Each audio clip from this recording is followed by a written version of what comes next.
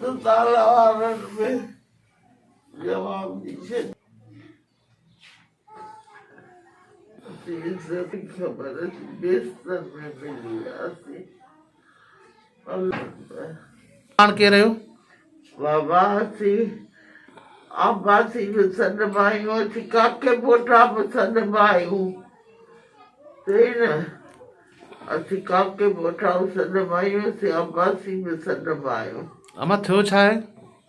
इहो आहे जो मूं पढ़ाई थी ते ॾिनी उन खां पोइ जेको आहे से मिल्कियत मुंहिंजो नाठी गुज़ारे वियो मिल्कियत ते जहिड़ो आहे न जहिड़ो मुंहिंजी धीउ ते रहंदी अञा 12-13 ॾींहं थियो आहे मुंहिंजी धीउ खे अगवा करे विया आहिनि मुंहिंजे ॾोटे खे अगवा करे विया आहिनि मारे कुटे पिस्तोलूं रेवालूं खणी हिकिड़ो मेहंदी शाहे ॿियो हिन जी ज़ाल लाइ मेहंदी शादी छा किराएदार रहियल आहे छा उन्हनि खे एॾो मगरूरी एॾी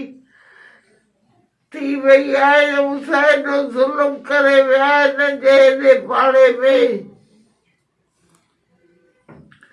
पुलिस लाइ तव्हां विया आहियो अमा पुलिस लाइ मुंहिंजी धीउ लिखाए आई आहे तॾहिं बि कोन आई मुंहिंजी धीउ जो लिखियलु आहे 2 दफ़ा लिखाए आई आहे वरी मूंखे 6 ॾींहं थियो आहे आम पई अचां वञा जंहिंमें अॼु न सुभाणे अलाए कहिड़ो पेट में सूर अथनि उहो अमा कहिड़ो थो चए तव्हांखे अॼु सुभाणे ऐं जेॾी महिल अचां थी तेॾी महिल मेंढ मिले थी गाॾियूं कोन थियूं मिलनि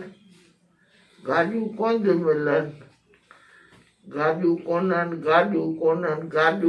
अमा तव्हां मोमिन थाणे ते विया हो जी तव्हां फरियाद पंहिंजी खणी मोमिन थाणे ते विया हो हा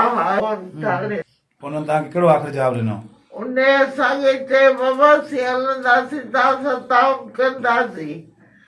जंहिंमें असां सभिनी खे ॿुधायो आहे पोइ असांखे हिननि चयो सुभाणे जो 2 ॾींहं मुंहिंजी हालत ख़राब हुई कोन अची सघियसि वरी अॼु आई आहे त चवनि था मैडम निकिरी वई आहे कराची त वरी सुभाणे जो ख़बर आहे इहा ख़बर कोन्हे मूंखे ख़बर कान्हे न को मूंखे केरु सपोर्ट थो ॾे न को थो केरु ख़बर ॿुधाए ऐं कंहिंजे घर में कोन वञा अचां पंहिंजी धीउ जे घर में ईंदी वेंदी शादी कराई हुते ॿियो कंहिंजे बि घर में बाबा कोन वई आहियां मूंसां ज़ुल्म कयो अथनि ॾंडे मोहम्मद खान वारनि जो हेॾो नालो आहे मीर भरनि जो